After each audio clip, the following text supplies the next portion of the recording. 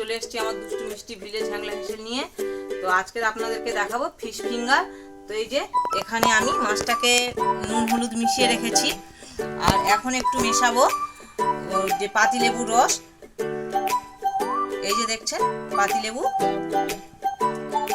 রসটাকে খুব সুন্দর করে মিশিয়ে নেব। এবং এটা আপনারা মনে করলে একটু আগে, আধা ঘন্টা আগে এটা ম্যারিনেট করে রাখতে পারেন। তো আমি যেহেতু সঙ্গে সঙ্গে দেখাবো, ওই জন্য আমি সঙ্গে সঙ্গে এগুলোকে ম্যারিনেট করে নিচ্ছি। এটা আছে পেঁয়াজ ঘষে নিয়েছি, আপনারা মনে করলে পেঁয়াজের রসটাকে ব্যবহার করতে পারেন। আমি এখানে একটু আদা বাটা দিয়ে দিলাম। এই যে হাত দিয়েই কিন্তু দিচ্ছি, যেহেতু হাত দিয়েই আমি মাখবো। আর এই যে এখানে আছে রসুন পেস্ট। সবগুলো একত্রে আমি খুব সুন্দর করে মেখে নেব। এবং এর মধ্যে একটু দিয়ে দেব লঙ্কা গুঁড়ো। এবার একটু দিয়ে দিচ্ছি লবণ। দিয়ে খুব সুন্দর করে ম্যারিনেট করে এটাকে আমি 10 মিনিটের জন্য রেখে দেবো। আপনারা মনে করলে এটা আধ ঘন্টা রাখতে পারেন, আবারও বলছি। আর এই যে এবার আমি এর মধ্যে দিচ্ছি আমার যে গরম মশলাটা রেডি করা থাকে, আপনাদেরকে বলেছিলাম। তো সেই গরম মশলাটাকেও এর মধ্যে খুব ভালোভাবে মিশিয়ে নিচ্ছি।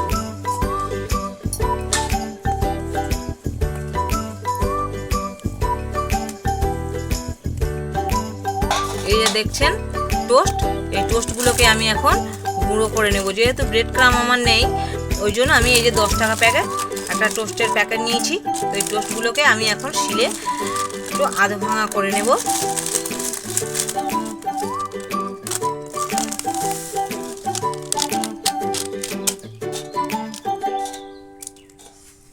যে এটা খুব হালকা হাতে চাপ দেবেন।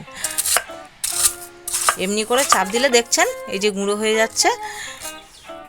এটা দিয়েই খুব সুন্দরভাবে ফিশ ফিঙ্গারটা বানানো যাবে। তো এগুলোকে আমি একটু ভেঙে নিব এমনিভাবে।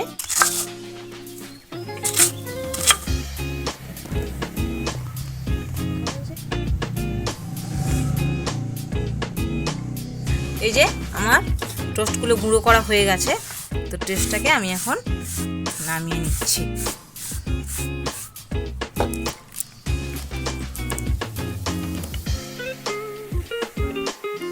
এই যে এটা আমার কর্নফ্লাওয়ার আছে। তো আমি এখানে ডিম ব্যবহার করিনি, আপনারা চাইলে ডিম ব্যবহার করতে পারেন।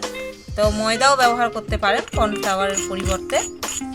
তো যদি কর্নফ্লাওয়ার নাও থাকে, আপনারা অ্যারারুটও ব্যবহার করতে পারেন। আর এর মধ্যে সামান্য একটু লবণ দিয়ে দিলাম এবং এখানে জল মিশিয়ে নিলাম। নিয়ে একটু ব্যাটার বানিয়ে নেব।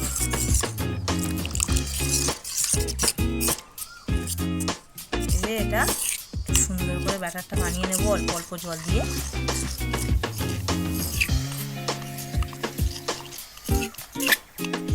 আপনারা একসাথে জল দিয়ে খাবেন না, তাহলে তো দলা পাকিয়ে যেতে পারে।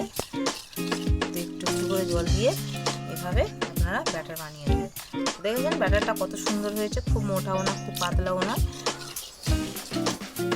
এই দেখুন ব্যাটারটা রেডি হয়ে গেছে। তো আমি এখন একে একে মাছগুলো এর মধ্যে চুবিয়ে নেব। নিয়ে আমি যে ব্রেড ক্রামটা তৈরি করেছিলাম টোস্ট দিয়ে, তার মধ্যে সুন্দর করে কোট করে নেব। তো দেখুন আমার মাছটা ম্যারিনেট করা হয়ে গেছে। এটা 10 মিনিট ম্যারিনেট করা ছিল, আপনারা মন করলে আধা ঘন্টা 1 ঘন্টা রাখতে পারেন। এই যে মাছগুলোকে এখন যে বাটারটা বানিয়েছিলাম এর মধ্যে এক এক করে দিয়ে দিচ্ছি। দিয়ে ব্রেড ক্রামের মধ্যে আমি গুছিয়ে এগুলো রাখছি। যে সমস্ত মাছগুলোকে এইভাবে ব্যাটারে চুবিয়ে আমি ব্রেড ক্রামটা গায়ে মেখে নেব।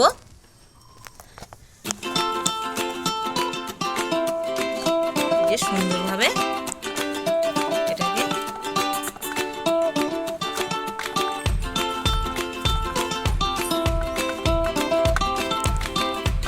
দেখছেন এটা আমার রেডি হয়ে গেছে। তো এটা এখন ভাজতে হবে। তো এমনিভাবে আমি সবগুলোকে রেডি করে নেব এক এক করে। মাছটা আমি ব্যাটার দিয়ে রেখেছিলাম, এবার আমি এটা ব্রেড ক্রামের মধ্যে সুন্দর করে কোট করে নিচ্ছি।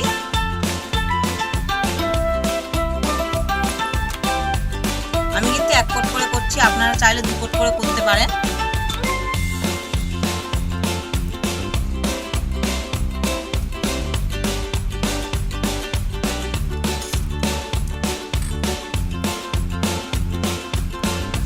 এমনিভাবে সব মাছগুলোকে আমি কোট করে নেব।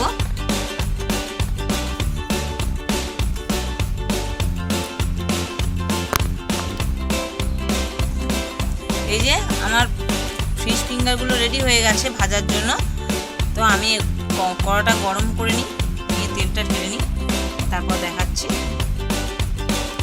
এই যে কড়াটা গরম হয়ে গেছে, তো আমি এখানে তেলটা দিয়ে দিচ্ছি।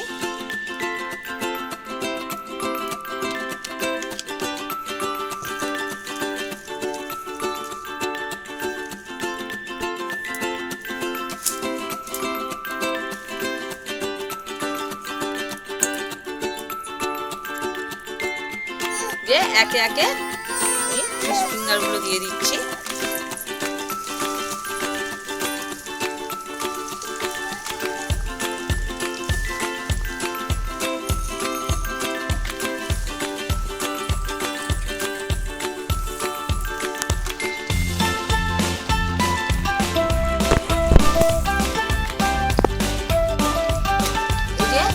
এবার এক পিঠ উল্টে নেব। দেখেছেন কেমন সুন্দর কালার চলে আসছে।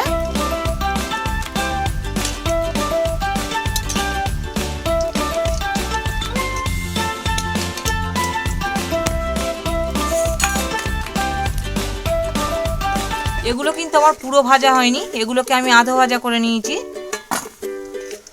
বাকি যেগুলো আছে সেগুলো আমি ভেজে নেব।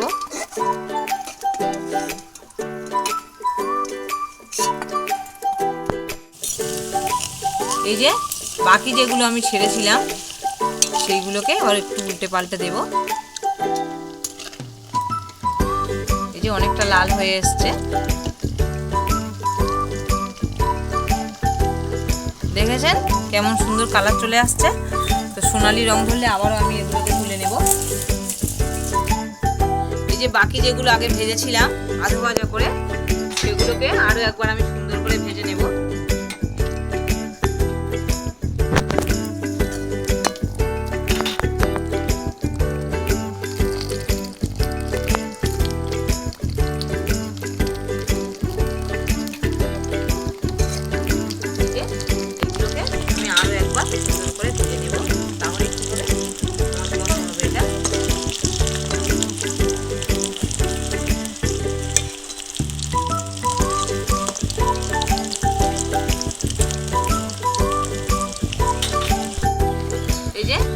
ভাজা রেডি হয়ে গেছে।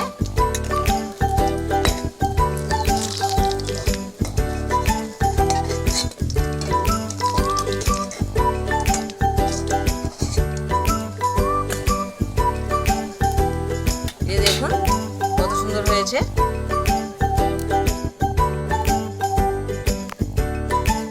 তো ভিডিওটি ভালো লাগলে অবশ্যই লাইক কমেন্ট শেয়ার করবেন এবং সাবস্ক্রাইব করবেন আমার পরবর্তী রেসিপিটি পাওয়ার জন্য।